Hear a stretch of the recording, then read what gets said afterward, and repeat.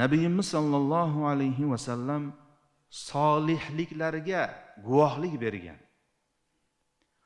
Ortilarida iqtido qilib namoz o'qigan ikkita sahobani bittasi Abdurrahmon ibn Avf radhiyallohu anhu bo'ladilar.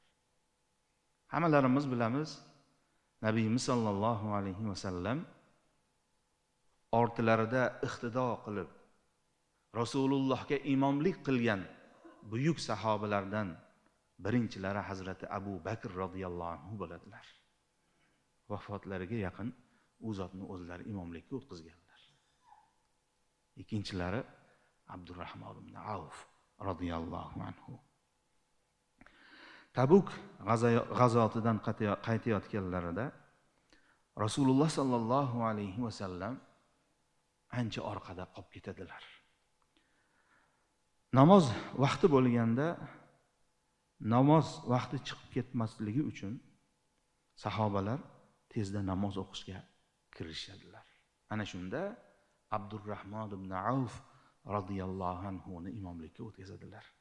Nabiyimiz sallallohu alayhi va sallam yetib kelganlarida Abdurrahmon ibn Avf radhiyallohu anhu odob bilan orqaga tisarilmoqchi bo'ladilar. Shunda Nabiyimiz sallallohu alayhi va sallam namozda davom etishni buyurib ishora qiladilar va u zotga iqtido qilib Nabiyimiz sallallohu alayhi va sallam namozni o'qiydilar.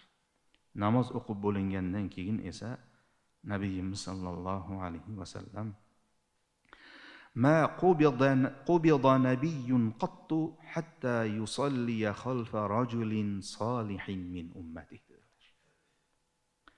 Biror payg'ambar ummatidan bo'lgan bir solih kishini ortida namoz o'qimaguncha vafot etmagan degan ekanlar Nabiyimiz sallallohu alayhi va sallam. Bu gaplari bilan Nabiyimiz sallallohu alayhi va sallam Hazrati Abdurrahmon ibn Avf radhiyallohu anhu ni solih ekanliklariga ham guvohlik berdilar.